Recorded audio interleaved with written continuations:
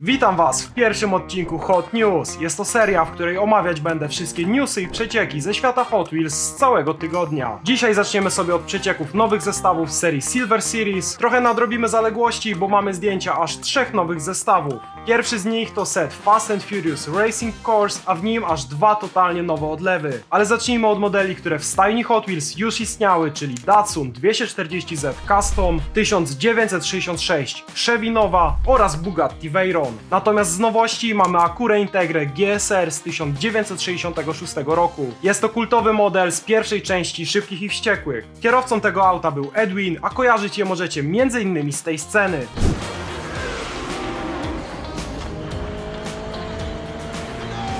No i pora na moim zdaniem najlepsze auto z tego setu, czyli Honda Civic EG Hectora. No i w tym przypadku Mattel odwalił naprawdę kawał dobrej roboty. Zobaczcie sami, Honda ma wloty na masce, dokładki na progach, z tyłu jest dyfuzor, lotka i ten taki spoiler pod szybą. Nie do końca wiem co to ma być, ale wygląda fajnie. Warto dodać, że model posiada taki sam przedni zderzak, jaki jest w oryginale.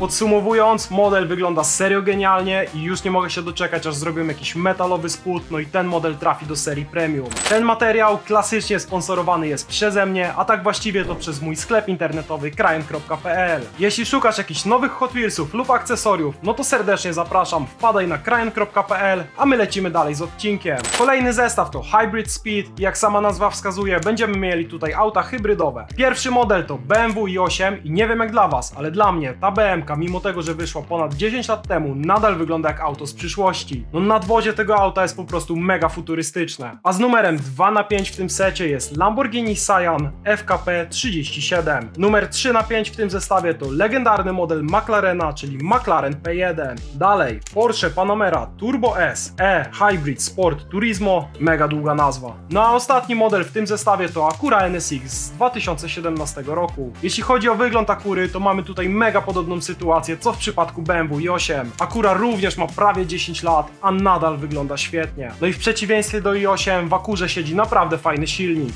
V6 z Witekiem o mocy 5-7 koni mechanicznych.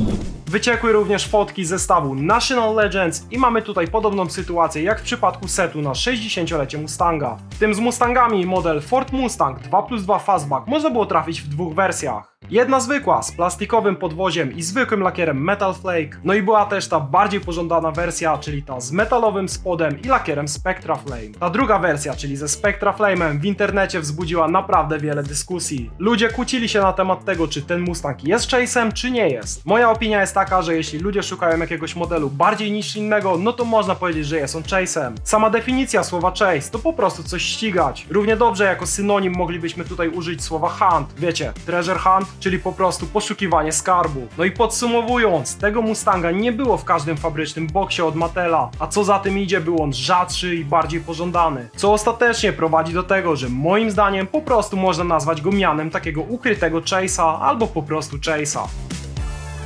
Wracając do setu National Legends, to tutaj mamy identyczną sytuację i ten model bardziej pożądany to Porsche 911R z 1967 roku. Model ten będzie dostępny w 2 wersjach, jedna w zwykłym czerwonym malowaniu, no i druga w czerwonym Spectra Flame'ie. Ta wersja ze Spectra Flame'em prawdopodobnie również będzie posiadała metalowy spód, no ale tego jeszcze nie wiemy. Oprócz Porsche w secie znajdziemy jeszcze Nissana Skyline'a HT 2000 GTR, Fiata 500D Modificado, Jaguara Lightweight E-Type oraz Forda GT40. W tym tygodniu na Mattel Creations odbyły się aż 3 mocne dropy, no i myślę, że wasze portfele na pewno na tym ucierpiały. We wtorek 15 kwietnia do sprzedaży trafił model Porsche 959 w malowaniu Gulf Racing. Jest to w sumie już 4. model RLC właśnie w tym malowaniu. Poprzednio dostaliśmy Datsuna 510, Forda F150 Raptora, no i ten najbardziej pożądany model, czyli Porsche 911 generacji 993. Oczywiście ja ten model sobie zamówiłem i więcej o tych kolorystykach Gulf Racing porozmawiamy poczekamy sobie, jak już po prostu do mnie przyjdzie. Póki co mogę powiedzieć tylko, że model mimo dosyć niskiego nakładu, bo było go zaledwie 30-35 tysięcy sztuk, niestety nie jest numerowany. No i moim zdaniem jeszcze na duży minus jest to, że ten model nie jest przytwierdzony śrubkami do gablotki, tylko zamiast śrubek tam po prostu jest jakiś plastik. No i moim zdaniem gablotka trochę mija się z celem, jeśli model nie jest przytwierdzony na stałe, tylko musi zostać ten kawałek plastiku w środku. Na plus na pewno jest to, że model wyprzedał się w kilkanaście minut, więc jak widać zainteresowanie tematem RLC nadal jest dosyć duże. Za to drop modelu, który wyprzedał się naprawdę niesamowicie szybko, bo w zaledwie 7 minut odbył się 17 kwietnia, no i był to model z serii Elite 64, a nie RLC.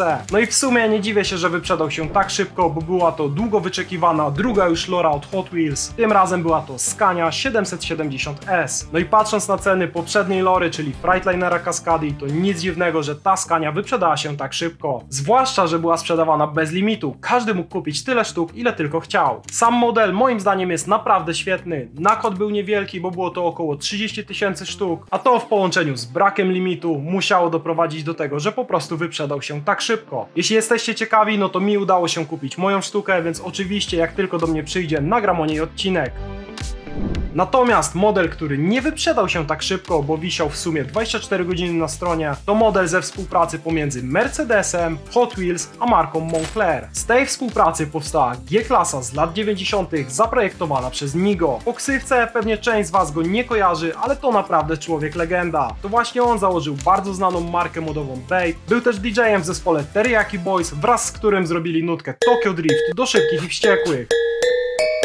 G-klasa to replika auta, które powstało w skali 1:1. Wydaje mi się, że powstało na potrzeby kampanii kolekcji Moncler Mercedes. Wracając do Hot Wheelsa, to drop był w piątek 18 kwietnia. Model jest całkiem fajnie zapakowany w dużą gablotkę. Na gablocie, jak i na aucie znajduje się logo Moncler Mercedes. Model ma zrobioną zabudowę paki na wzór kurtki Puffer Jacket od Moncler i co fajne, to właśnie tą zabudowę można zdjąć i odsłonić pakę. Nakład tego modelu był niewielki, bo było to około 11 tysięcy sztuk, ale za to cena na pewno nie zachęcała do zakupu. Mimo to i tak jest to chyba jedna z najtańszych rzeczy z logiem Moncler. Ja z ciekawości wbiłem na ich stronę i w cenie zawieszki do kluczy, skarpetek czy czapki moglibyście kupić sobie dwie takie G-klasy i jeszcze zostałaby kasa na dokupienie jednego RLC. W przypadku G-klasy również ją zamówiłem, więc oczywiście pojawi się o niej jakiś materiał. Ostatnio do sieci trafiły zdjęcia nowego odlewu, jest to Porsche 911 Turbo Cabriolet generacji 964. Muszę przyznać, że odlew wygląda naprawdę fantastycznie, jedyne co to nie siedzi mi kolor tego wnętrza, no ale to zawsze można przemalować. Co do kółek, to zazwyczaj te z przecieków nie są tymi ostatecznymi, no i tutaj sam autor posta sugeruje, że ten Hot Wheels to będzie Hot Wheels Mainline, a nie premka. Dodatkowo na jednym ze zdjęć widzimy, że spód autka jest najprawdopodobniej plastikowy, więc to utwierdza nas w przekonaniu, że będzie to właśnie Mainline. Mi osobiście ten model mega się podoba, no i jeśli wyjdzie jako mainik, to będę musiał jechać na Hunta i go kupić. Drugim totalnie nowym odlewem jest Jaguar XJC V12 Coupé. Model to replika wozu stworzonego przez zespół Broadspeed. Auto to zbudowane było do startu w europejskich mistrzostwach samochodów turystycznych. Niestety, jak się okazało, to Jaguar na torze nie miał szans z ponad 400 kg lżejszym BMW 3.0 CSL. Wracając do Jaguara, to muszę wam się przyznać, że gdyby nie Hot Wheels, to najprawdopodobniej nawet nie wiedziałbym o istnieniu tego auta. A naprawdę wygląda świetnie. No i dźwięk tej V12 jest po prostu cudowny. Zresztą sami posłuchajcie.